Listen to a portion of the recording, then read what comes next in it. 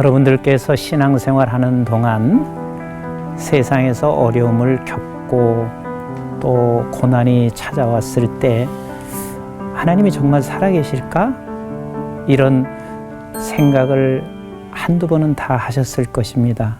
하나님이 정말 살아계실까? 저희 교회 신앙생활을 아주 잘 하시고 있었던 우리 권사님, 그분께서는 구하라, 그리하면 하나님께서 주실 것이라는 이 말씀 하나를 붙잡고 평생을 기도하시면서 살으셨어요. 그리고 교회에서도 많이 헌신하신 우리 권사님이셨는데, 주일 지나고 월요일 날 아침 새벽에 저에게 전화가 왔어요. 목사님, 큰일 났어요. 어떻게 하면 좋아요? 권사님, 왜 그러세요? 일어나서 보니까 우리 아들이 죽었어요. 제가 그 소리를 듣는 순간 저도 너무 놀라서 할 말을 잃었어요. 왜냐하면 어제 주일 성가대에 앉아서 찬양하는 모습을 제가 보았거든요.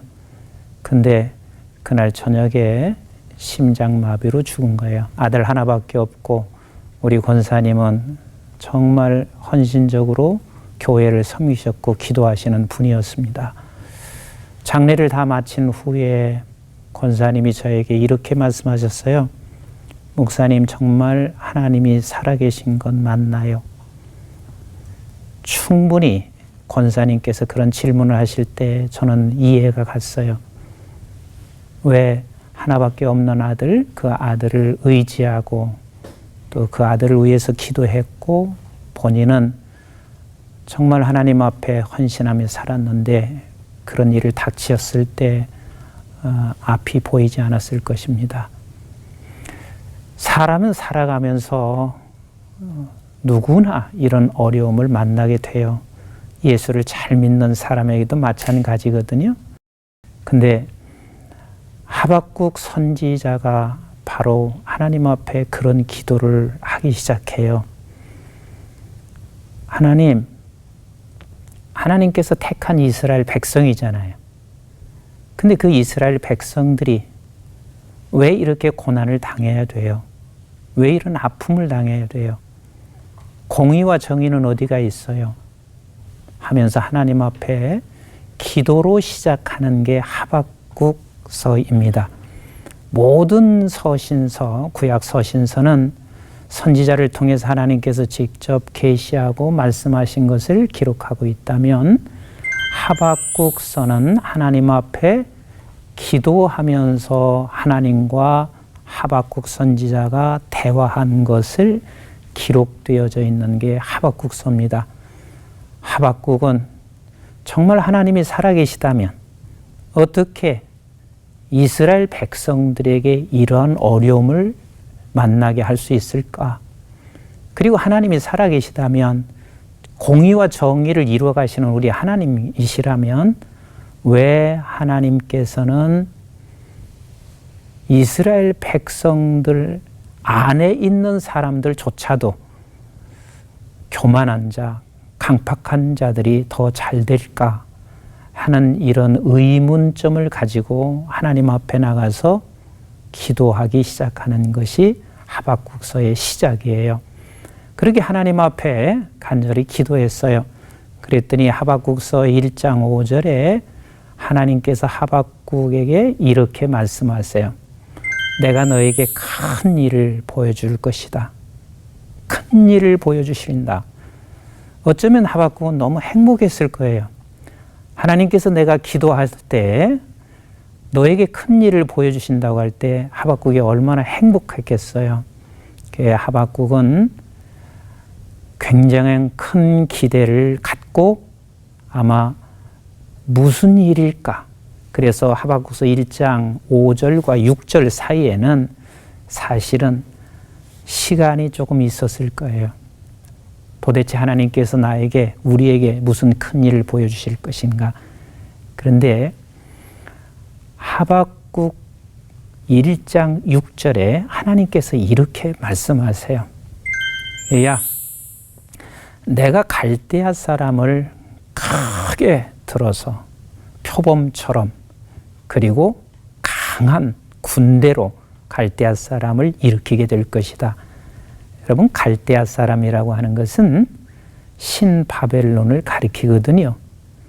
이스라엘 백성들에게 지금도 바벨론 사람들로 인하여 많은 핍박과 어려움을 당하고 있는데, 아니 바벨론 사람들에게 더 강한 힘을 주셔서 이스라엘 백성들을 더 비참하게 짓밟겠다라고 말씀하세요. 그게 하박국서 1장 6절에서부터 11절까지 말씀하시고 계세요.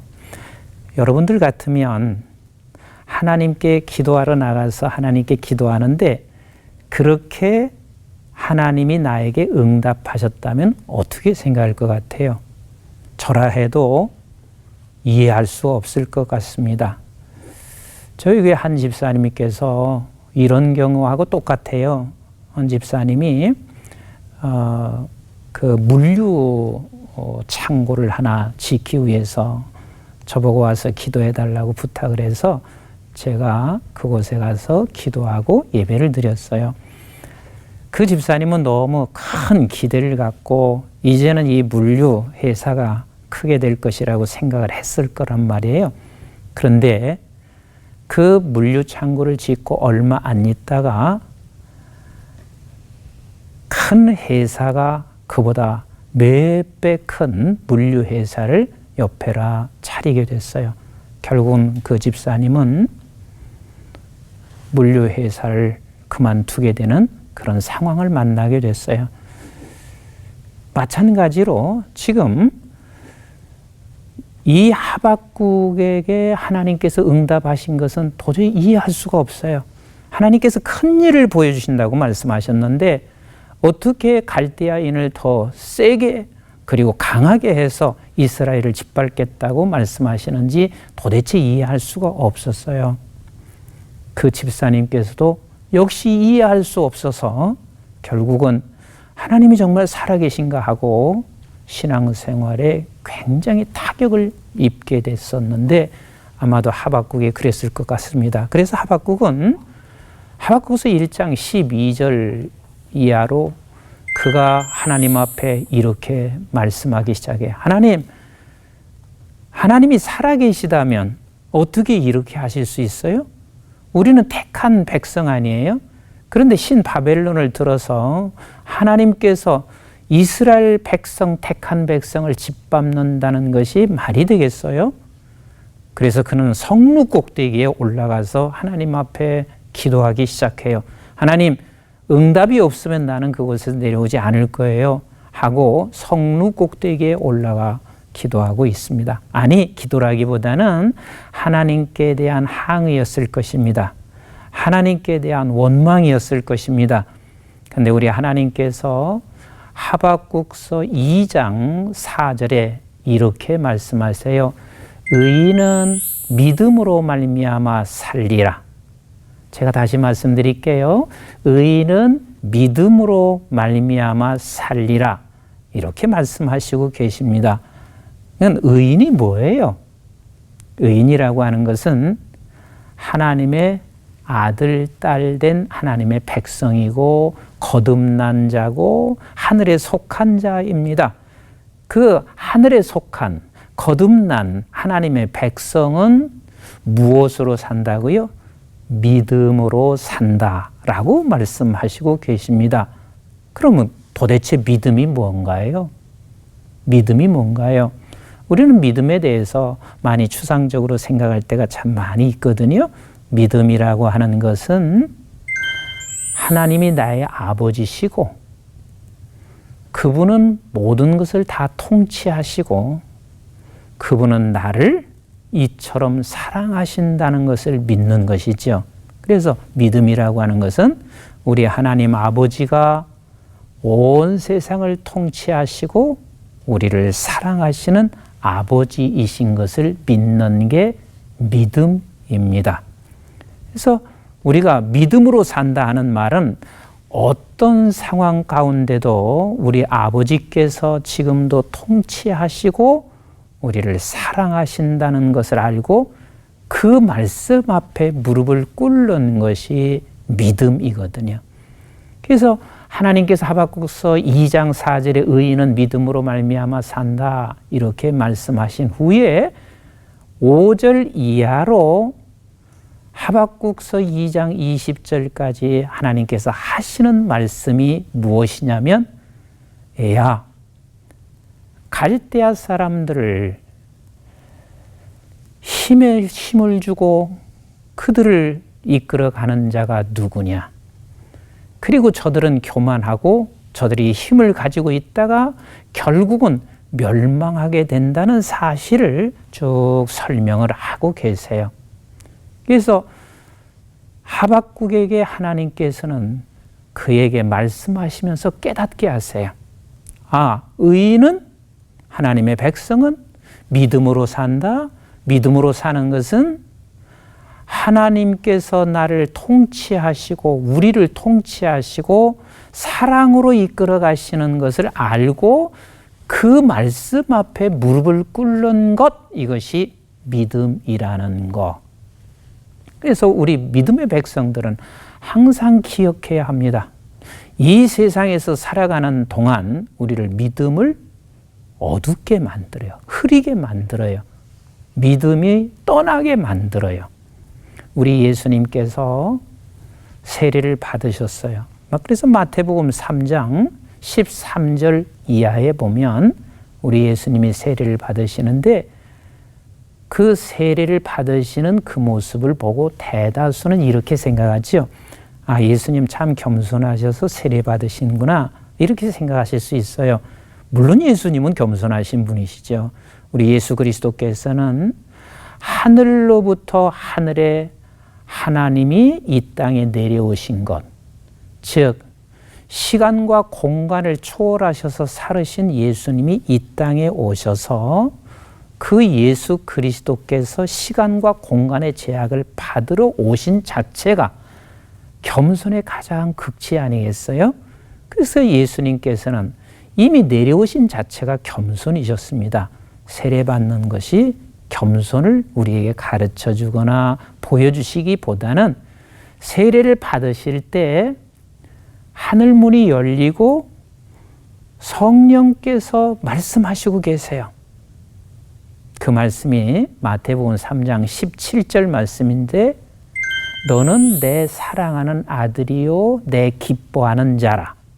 너는 내 사랑하는 아들이요 내 기뻐하는 자라 말씀하시고 계시잖아요. 그러니까 우리가 예수 그리스도께서도 이 세상에 오셔서 하나님의 아들이요 기뻐하는 자라고 말씀하시는 것처럼 예수 그리스도를 믿는 저와 여러분들은 하나님의 아들이요 하나님께서 기뻐하는 자라는 사실을 놓치지 마셔야 돼요. 예수님은 하나님이시고 그리고 예수님은 우리의 친구이시고 예수님은 위대하신 분이신 건 맞아요. 그러나 저희들도 하나님의 아들된 신분의 자리는 예수 그리스도와 동일한 신분의 자리로 세워졌다는 사실도 놓치지 마셔야 돼요. 그래서 저와 여러분들이 세례를 받은 기독교인이라면 너는 내가 사랑하는 아들이요 기뻐하는 자라 이렇게 하나님께서 말씀하셨다는 사실을 우리가 놓치지 마셔야 되는데 코로나가 겪어졌어요. 또 이런저런 어려움이 있어요. 그러면 하나님이 정말 살아계실까? 하나님이 정말 살아계시다면 나에게 어떻게 이러한 어려움을 겪게 만들까? 이런 생각을 누구나 할 수 있어요. 그러나 우리는 끝까지 붙잡아야 할 것은 너는 내 사랑하는 아들, 내가 기뻐하는 자라는 사실을 놓치지 마셔야 돼요. 그게 회복이에요. 그래서 회복이라는 것은 어느 한순간만 회복이 되는 게 아니라 매일같이 회복하는 거거든요. 이 세상에 살면서 이 세상은 힘의 논리로 우리를 지배하고자 합니다. 그러면 예수 믿는 사람들이 우리도 힘을 가지고 세상을 지배하는 것이 그것이 마땅하다고 생각하지만 우리 하나님께서는 우리를 그렇게 이끌어가지 않으세요. 우리 하나님께서는 의인은 내 백성은 내게 속한 자는 믿음으로 말미암아 살리라. 그 믿음이 너는 내 사랑하는 아들이고 내가 기뻐하는 자, 내가 너를 지금도 통치하며 이끌어간다는 사실을 우리는 그걸 붙잡고 다시 일어나는 게 회복이란 말이에요. 그래서 예수님께서 마태복음 3장 17절 하늘문이 열리시고 너는 내 사랑하는 아들이요 내 기뻐하는 자라 말씀하신 후에 곧 마태복음 4장에 여러분들이 너무 잘 아시는 대로 우리 예수 그리스도를 성령이 이끌어 갔어요. 이것도 우리가 늘 생각하셔야 할 부분이잖아요. 성령이 이끌어 가셨어요. 그럼 성령이 이끌어 가셨으면 왜 마귀에게 끌려가는 말이에요? 그래서 광야에서 마귀에게 시험을 받으세요. 근데 시험을 받으시는데 우리 예수님의 그 시험이 뭐예요? 40일 동안 금식하고 굶주리고 있을 때 마귀가 찾아와서 만일 하나님의 아들이여든 이 돌을 떡덩이로 만들어라 라고 말하고 있습니다. 이게 모든 사람들은 생각할 때 먹는 것의 시험이라 생각할 수 있겠죠. 그러나 사실은 먹는 문제를 수단 삼아서 하나님의 사랑받는 아들이냐, 하나님이 기뻐하는 자냐 하는 시험이에요. 그때 우리 예수님께서는 이렇게 말씀하세요. 하나님의 백성들은 하나님의 입에서 나오는 말씀으로 산다라고 말씀하시고 있어요. 그럼 말씀으로 산다 하는 말은 마태복음 3장 17절에 말씀하신 그 말씀으로 사는 거예요. 의인은 믿음으로 산다 하는 그 믿음으로 사는 거예요. 내가 먹을 게 있든 없든 내가 이 먹을 것을 만들든 만들지 아니하든 우리 백성, 하나님의 백성은 하나님의 아들이야, 사랑받는 자야, 기뻐하는 자야, 이 말씀을 붙잡고 살아가는 것입니다. 이것이 매일 우리의 삶 속에 회복되지 아니하면 안 되거든요. 그랬더니 다시 사단은 두 번째 시험하잖아요. 성전 꼭대기에 세워놓고 사단이 이렇게 이야기하잖아요. 네가 성전 꼭대기에서 한번 내려와 봐라. 그러면 말씀에 네가 성전 꼭대기에서 뛰어내릴 때 돌에 부딪히지 않게 하신다고 말씀하지 않았느냐? 라고 말을 해요. 우리 예수님께서 말씀대로 말씀을 먹고 산다, 말씀을 붙잡고 산다 이리 말씀하시니까 사단은 그럼 말씀대로 네가 한번 성전 꼭대기에서 내려봐봐, 떨어져봐, 돌에 부딪히지 않게 한다라고 이야기하죠. 그때 예수님께서 하나님을 시험하지 말라, 주 너의 하나님을 시험하지 말라 말씀하신 것을 이야기합니다. 우리는 이 세상 살아가는 날 동안 언제나 세상은 우리를 시험해요. 무엇을 시험하냐면 이래도 네가 하나님의 아들인가? 하나님이 너를 사랑하나? 그리고 하나님이 기뻐하는 자인가? 이것을 항상 시험을 하고 살아갑니다. 그런데 그때도 여전히 우리는 어떤 상황이 와도 우리 하나님은 살아계시고 살아계신 하나님은 나의 아버지시고 그리고 그분은 나를 사랑하시고 그분은 지금 나를 향하여 오늘의 이 환경과 상황을 기뻐하시는 우리 하나님이시라는 사실을 우리가 고백하고 믿는 것, 이것이 의인은 믿음으로 살아가는 것이죠. 그리고 세 번째, 우리 예수님께 온 세상 천하 만물을 보여주시면서 나에게 한 번만 경배한다면 네가 이 세상의 모든 것을 너에게 주겠다 이야기해요. 그때 우리 예수님께서 하시는 말씀이 뭐라고 말씀하시는 줄 아세요? 사탄아 물러와라.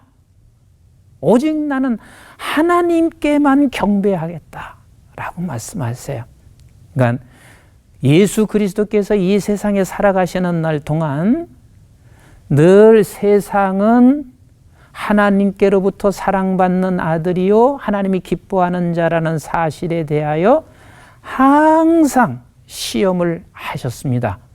그러나 나는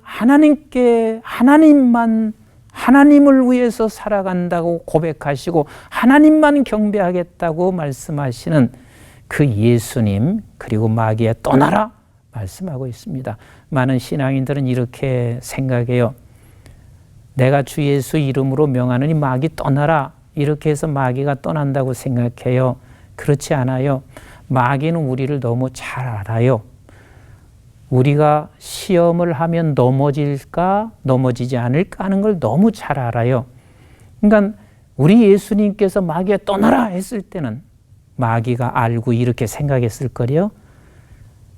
예수는 내가 어떤 시험을 한다 할지라도 절대로 하나님의 아들됨과 하나님이 기뻐하시는 자라는 사실을 의심하지 않고 끝까지 가실 수 있다는 사실을 예수님 그러신 분이라는 것을 마귀는 알았기 때문에, 그래서 마태복음 4장 11절에 마귀는 떠나고